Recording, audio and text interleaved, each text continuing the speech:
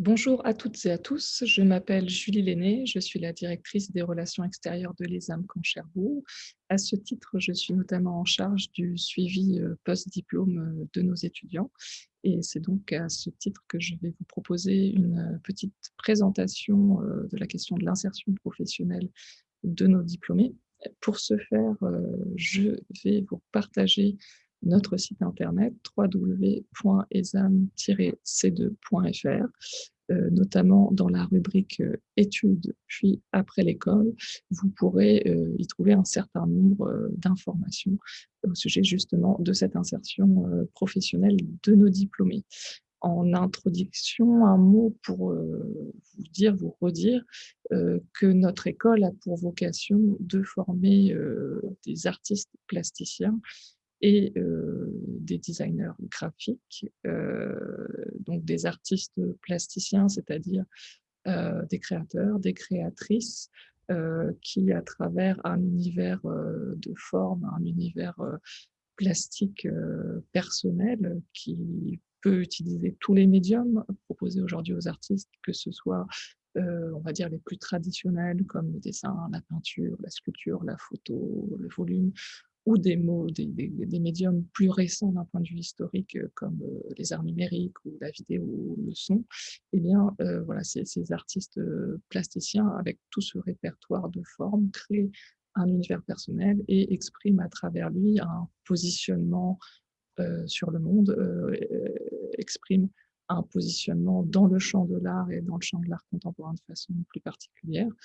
Et à partir, voilà, de cet univers plastique, eh bien, ils vont vendre leurs œuvres auprès de collectionneurs privés, de collectionneurs publics. Ils vont présenter ces travaux lors d'expositions dans des centres d'art, dans des musées, etc.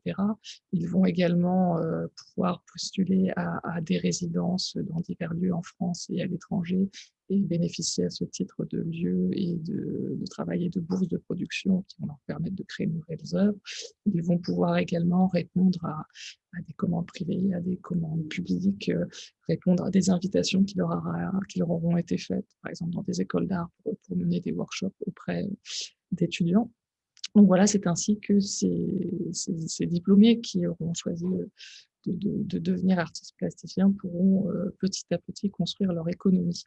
En ce qui concerne le deuxième grand débouché professionnel de notre école, c'est-à-dire les designers graphiques, eh bien là, ils pourront exercer soit en tant qu'indépendants, soit en tant que salariés au sein d'agences de communication, au sein d'un certain nombre d'imprimés aussi parfois, et ils pourront créer pour leurs clients des, des habillages visuels, des identités graphiques qu'ils déclineront sur toute une gamme de supports de communication, papier ou numérique. Donc, comme je vous le disais, vous pouvez retrouver ces informations sur notre site internet. Vous pourrez notamment y consulter une enquête que nous avions menée il y a 4 ans, 4-5 ans auprès de nos diplômés de bac plus 5. Et donc, vous verrez, comme je vous le disais, voilà, que 40% de nos diplômés se déclarent artistes plasticiens, 15% à peu près graphistes, et puis également 30% d'entre eux évoluent dans les champs professionnels et de l'art et de la culture sans être artistes eux-mêmes, puisque en école d'art, voilà, nos diplômés, bien sûr, apprennent à créer des formes, hein, que ce soit pour le domaine des arts plastiques ou du graphisme, mais ils acquièrent également un certain nombre de compétences que ce soit technique, que ce soit des connaissances du milieu culturel, qui leur permettent par la suite de s'insérer également dans des champs voilà, culturels. Donc, par exemple, que ce soit pour enseigner les arts plastiques ou les arts appliqués, pour travailler dans des structures culturelles, dans les champs de la médiation, de la communication, des champs de la technique. Voilà, il faut rappeler qu'en France, on a beaucoup de chance avec un tissu culturel d'une très, très grande richesse qui emploie à peu près 700 000 personnes aujourd'hui. Et dans ces champs-là, on retrouve beaucoup, beaucoup de diplômés en école d'art. Et puis,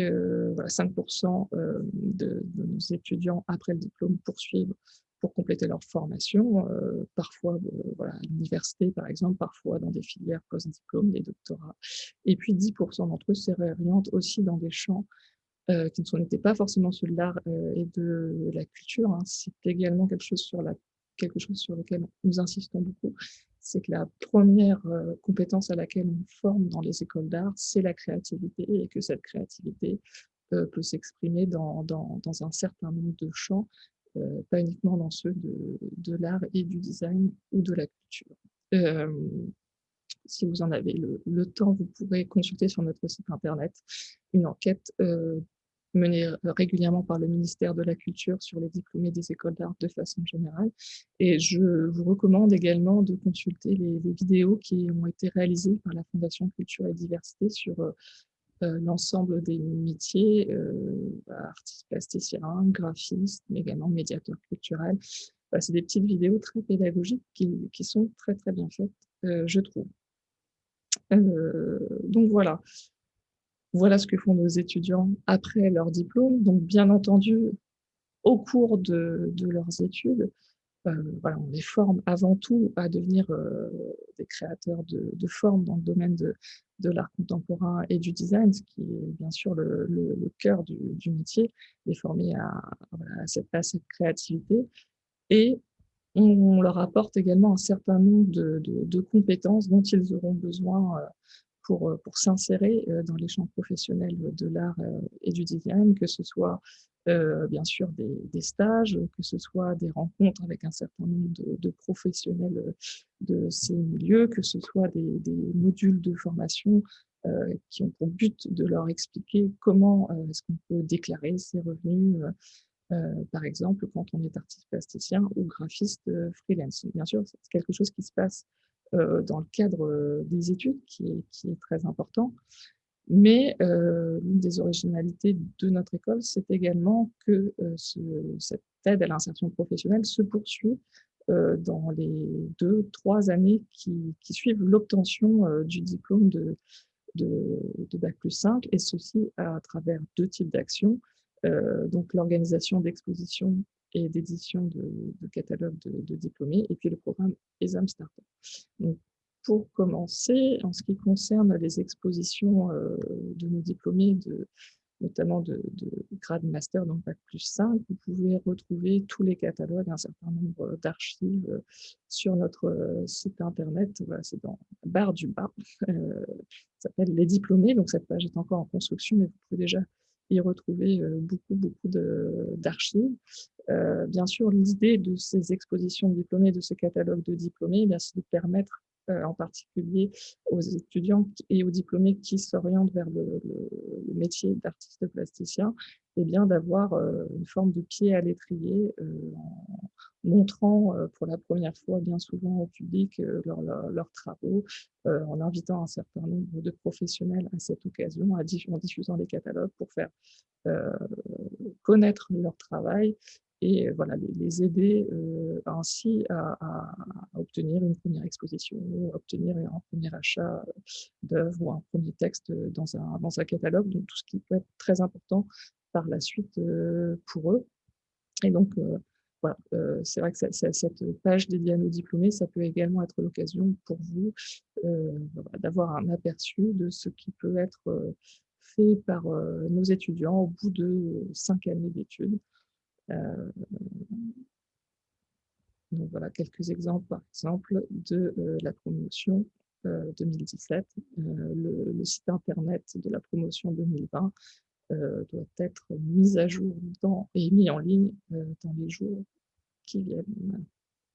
Donc voilà le 1er pan de notre accompagnement post-diplôme. Là, le 2e partie de cet accompagnement post-diplôme est recoupé sous le terme ESAM Starter. Là, cela s'adresse, essentiellement pour l'instant, aux diplômés de l'option art, et donc à ceux d'entre eux qui s'orientent vers le métier d'artiste, plasticien. Donc sous ce nom d'ESAM Starter, nous regroupons, un certain nombre de résidences, de mise à disposition d'espaces de travail, heu, pour nos diplômés, que nous avons pu mettre en place avec, nos partenaires,